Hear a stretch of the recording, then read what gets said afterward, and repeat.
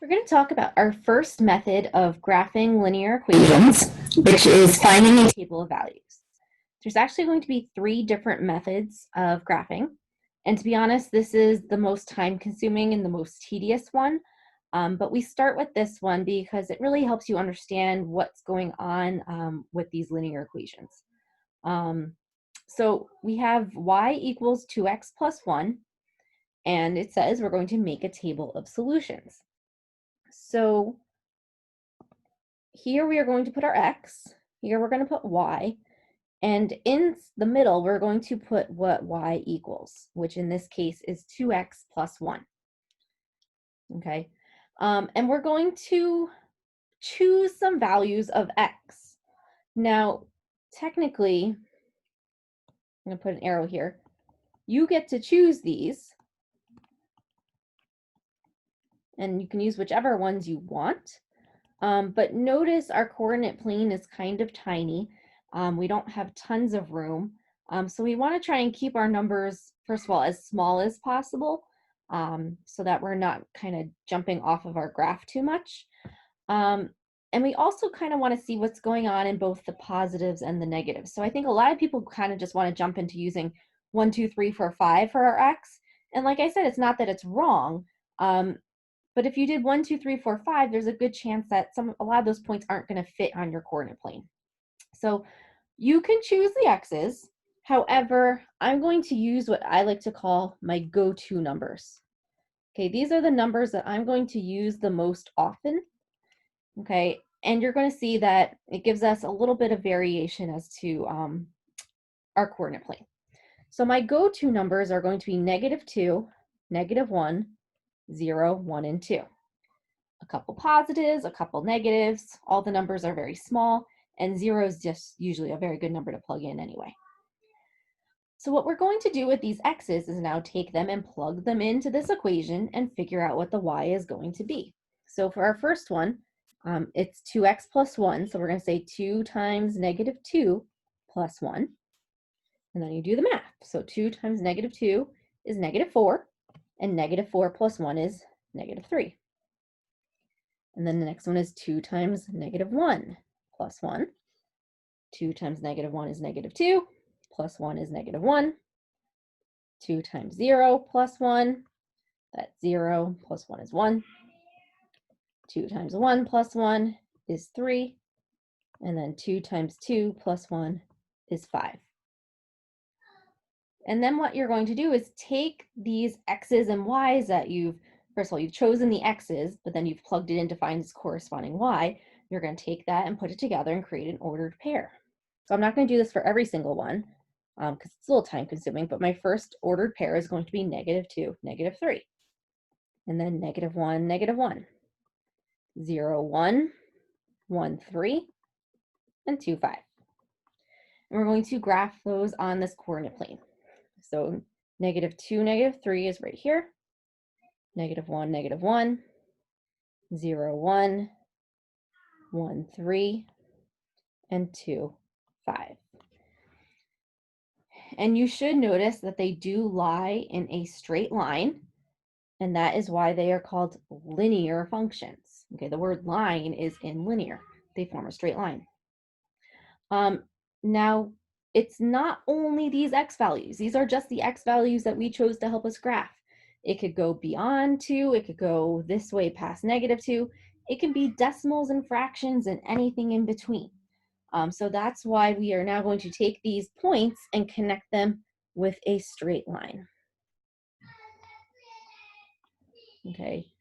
If I was doing this on paper, I would be using a ruler, but I'm doing it on my computer, so I can't. So we are going to do a straight line. And notice that I did include arrows at the end. You need the arrows to show that it will go on in both directions forever and ever. If you are doing these and you get points that aren't in a straight line, or especially if you have a bunch in a line and then like 1 or 2 that are kind of not where they're supposed to be, that's a really good indication that you did something wrong. And you can go back and recheck your math and see what you did wrong with those points, because they need to be in a straight line when it's these types of equations. Okay, let's try another example. For B, we have y equals -x plus 3.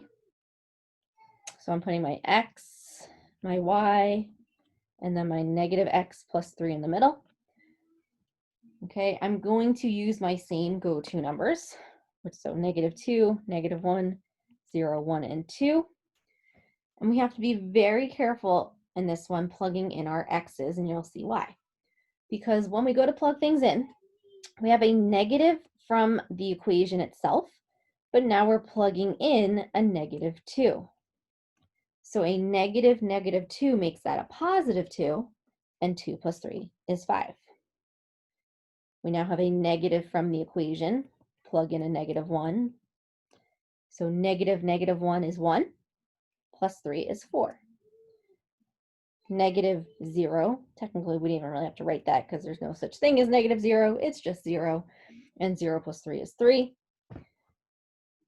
The good thing about choosing our x's in a row is you can kind of see that there's a pattern happening here, but let's keep going. Here we have negative from the equation, plugging in x of 1. -1 plus 3 is 2. And now negative from the equation, plugging in 2. -2 plus 3 is 1. And now we're going to graph our ordered pairs. I'm not going to write them out this time, but we should have -2, 5, which is right there. We have -1, 4, 0, 3, 1, 2, and 2, 1. They are indeed in a straight line. I'm going to take my points and connect them and put my arrows. Okay, one last one. Y equals 1/2 x plus 1. So put our x here, put our y here, and then 1/2 x plus 1. Okay, and now I know I said I usually use that -2, -1, 0, 1, and 2. But looking at this question here, I'm going to switch it up a little bit. Okay, because if I'm trying to take half of 1 is a half. Now I'm going to be trying to graph things with decimal fraction coordinates. I mean, it's doable, but it's not the best situation. So with this one, I'm hoping that we're recognizing that if we plug in even numbers, it's going to make our lives a little bit easier, because taking half of an even number is always going to give you a nice integer. However, let's talk about how we can extend this to any type of question with a fraction in it. Because you could have things like 1/3 x or 3/4 x. Okay. If you have equations that have this fractional coefficient in front of that x, okay, it's going to be helpful to choose multiples of your denominator.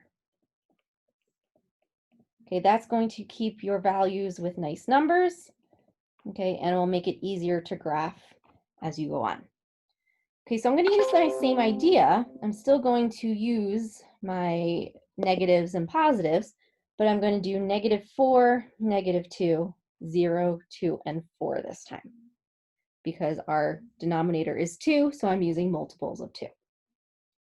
So now half times -4 plus 1. Don't let that negative throw you off. Half of 4 is 2, but now a positive and times a negative is a negative, so that must mean half of -4 is -2, and -2 plus 1 is -1. Then we have half times -2, that's -1, and -1 plus 1 is 0. Then half times 0 plus 1 is 1. Half of 2 is 1, plus 1 is 2. And half of 4 is 2, plus 1 is 3. So for this one, we have -4, -1, -2, 0, 0, 1, 2, 2, and 4, 3. And there is our line. We connect, we put some arrows.